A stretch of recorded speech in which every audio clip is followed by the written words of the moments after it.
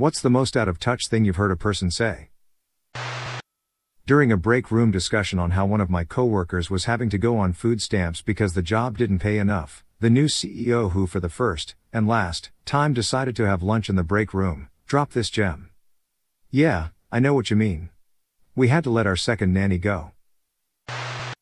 Remember my granddad telling me about getting a job when I was 15. He said you gotta be persistent. Keep going in every day and ask for a chance. They'll admire your persistence and dedication and you'll get it eventually." It felt backwards, but I tried it, and to this day and still barred from that pub because I was harassing the manager.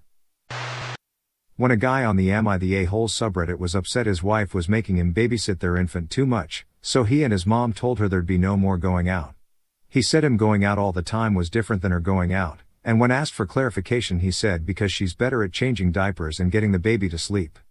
It truly blows my mind that there are morons out there who think taking care of their own children is babysitting. You have no right to be upset. He didn't touch you. My mom said this to me one day after it was revealed my dad had been abusing my brothers. This happened many years ago before the laws changed. He ended up serving only 6 months because he wasn't a danger to the community. My mother stayed with him. Still denies she knew what was happening. My father died about 11 years ago. None of us kids have a relationship with our mom. At least my dad genuinely apologized for the hurt he caused. My mom, the very few times she's mentioned she's sorry, it's always followed up with a but or how much she went through. She can't see how her actions, or inaction, affected us. Recently got a new job that paid double what I used to make. When I resigned, my former boss told me money isn't everything. I was only making minimum wage before. I used to work for a minor aristocrat. Some advice he gave out, in absolute sincerity, over the years. Don't take out a mortgage, whatever you do. Terrible things. You'll end up paying a lot more for your house, you know. The thing about a Bentley is that you have to have a crap car too. I mean, there are times when a Bentley just isn't appropriate and what you need is a crap car. Crap car later turned out to be an expensive Alfa Romeo, and a Bentley to be several Bentleys. Recommending the Ritz in London as a place for regular after-work drinks. I don't know how anyone survives on their company salary alone. His salary was more than $500,000 a year. Sort of tangential. Back in college, the entire class had a 10-minute argument with one student who didn't understand that not every country has citizenship by birth laws like the US does. The professor held off jumping in for about 5 minutes to watch us explain it to her, but couldn't take it anymore and figured the student would finally believe it when she said it. Nope, she started arguing with the professor too. The total out of touch part came when she finally conceded with, "Well, that's stupid. They should just do things the way we do them here." I was 16 when I lost my dad. Our family is very, very close and I wasn't expecting it, so I was hit pretty hard. A month after his death, I was picking up a book at a friend's house, but my friend wasn't home, so her mother was the one to give me the book. She asked how was my family, and I said we were trying to get back on our feet. Her exact words were, "Oh, don't worry, honey. Give it a year or two and you even forget your father ever existed." I was so shocked. She continued saying that first we forget their voices, and then their faces. I left her house feeling numb, sad and scared that I would forget my father. I work at a grocery store in an area that is mostly students, but adjacent to a couple super affluent neighborhoods. We get a lot of students using electronic benefits transfer or food stamps, but also a lot of wealthy middle-aged people. One time I'd scanned and bagged a girl's groceries, but when she swiped her EBT she was about $5 short. I turned the transaction screen around and we chose a few items to void so that she could pay and also have a little left on her card. Then I removed the items from her bags. She pays, gets her receipt, etc. By this time the man behind her has been waiting for about 4 or 5 minutes. I ring him up for his cart, which includes a $50 bottle of scotch, BTW, and he starts saying how rude it was that the girl didn't just pay with her other card. Normally I would just change the subject, but he kept talking about it. As he's doing this I ask if he knows how many smoked salmons are in his cart, so I can enter a quantity instead of scanning each one, and he says, "Oh, I'm not sure. A bunch." Not that this matters, but smoked salmon is super pricey and it just added to the whole thing. Finally I finish bagging his groceries, and he hands me one of those ostentatious metal/heavy/thick/whatever credit cards and goes, "This one won't decline," and winks at me. I guess it wasn't one thing he said, but it was just such an uncomfortable interaction and he was genuinely annoyed at and confused by the girl not just using her other card. I honestly don't even know if he understood how debit cards worked, let alone EBT cards. I'm so glad she'd left by then and didn't have to listen to him. Also, who the hell needs what ended up being 7 smoked salmons? I grew up super poor, like going days without eating kinda poor, all because my mom legit thought welfare was only for unwed black mothers. She never called anybody to confirm that, never asked around. She wouldn't apply for reduced school lunches either because that was ghetto. Imagine being so racist and buying into the welfare queen lie so hard that you let your own children starve.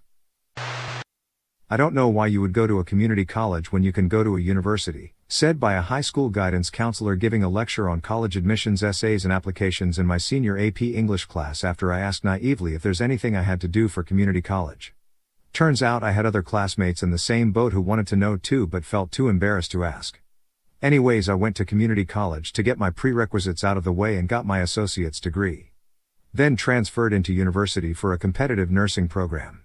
I saved money from those first 2 years in community college, didn't get a loan until I got into uni. Fuck that guidance counselor. If you are depressed, just go to Tulum and take a break, vibe high. Like, biatch, that is not how depression works, and yeah, I will just leave all my responsibilities just to randomly go on vacations. When I told her that's not the way how depression works, she said you are just too pessimistic. Every time I feel depressed I do this. I asked how she knew she was depressed, and she answered, well, the last time I had depression was because I cried because my dad didn't want to take me to Paris for a year. I wanted to die in that moment. I attended a typical rich kid's high school as one of the non-rich kids, at least to the standards of the environment I was in. My family was solidly middle class. The amount of asinine, delusional stuff I heard on the daily made my skin crawl sometimes. When my ex-friend turned 16, her parents gave her one of their Beamers. The thing was maybe 5 years old. She nonstop complained at the fact her parents had the audacity to give her a used car instead of buying her the new Audi she wanted. One day, she was on another diatribe about how much her parents sucked for giving her a hand-me-down car, and I snapped and told her that she should be grateful her parents had the means to give her her own car in the first place, let alone a luxury vehicle. Her response? Well, it isn't my problem your parents don't work hard enough. I was a peasant who shared one of my parents' cars or took the bus. Sarcasm. My mom was widowed at 27, with 3 kids under 5 to care for. She would chat with other moms who happened to be divorced, early 80s, so it was uncommon, but was starting to happen, and people would tell her, oh, at least your husband is dead so you don't have to deal with an ex and kids going back and forth. Like, seriously? She still loved her husband when he died. Like, who says that? While cleaning out my parents' house before they moved, I emptied their fridge and pantry and separated out the expired stuff. My dad went through and gathered most of the food into a donation box. And then scooped in all the expired food as well. Some of this stuff was years expired and even open. My partner and I kept trying to remove it, and eventually it came down to an argument where my dad insisted that the homeless would take whatever they could get. My dad had never had the experience of going hungry, while my partner had volunteered at food banks in the past. He was pissed that my dad was treating homeless people as less than human and insisting they should be grateful to eat his garbage. Once my parents had left, I donated the expired food to the garbage can. If my dad was so concerned about wasting it, he should have either used it or donated it years ago when it was still safe to eat. My dad just died about a month ago. My company gave me 4 days unpaid off. I was really close to my father, so this was hard for me to deal with. My paycheck was enough to pay bills, but I had to buy my groceries on credit card to get by. My boss's brother-in-law died the following week. All he talks about is how hard this is on his wife. Between the stress of her brother dying, and the renovation of their $1 million cabin, he's taking his whole family to Hawaii for 10 days this month to try to deal with their grief. Meanwhile, I'm pricing urns out on Amazon to try to save money, trying to sell my dad's tools to help my mom, working full-time and taking care of a toddler. It didn't happen to me personally, but I've got an extremely similar story. I used to work with an extremely competent and really nice supervisor, we'll call her Sally, who didn't show up for work one day. Our boss, Matt, who was also the owner, wanted to terminate Sally immediately until it came out that her husband died in a really violent, freak accident. Cooler heads prevail. Matt backs off as I tell him that I can cover for Sally for as long as she needs. About 2 weeks pass, and in spite of Sally checking in every so often and being in the bereavement guidelines, Matt starts interrogating people, asking when Sally's returning, complaining that her coming in to collect a paycheck. Side story, Matt didn't believe in direct deposit, Was really unprofessional given how long she'd been gone. He even starts quietly asking people how it would look if he went ahead and replaced Sally. Long story short, Sally ended up returning immediately after the funeral was concluded. In my opinion, Matt indirectly pressured her to return. 3 months later, Matt's dog died. Don't get me wrong, he was a gentle, adorable English bulldog that Matt would bring every so often, but he was also old and extremely sick, and Matt had about 6 months warning that his dog would pass away. Matt was utterly devastated. Like ashes and sackcloth forlorn. Not only does he completely fall off the radar for a month, but he only resurfaced to have a meeting where he explains that he was heading to Hawaii to recenter and I poop you not, looks Sally dead in the eyes and tells her that she should understand. My boss told me that the leasing of our company car is ending and I could buy it for really cheap if I want it. Really cheap meant 20,000 euros for him.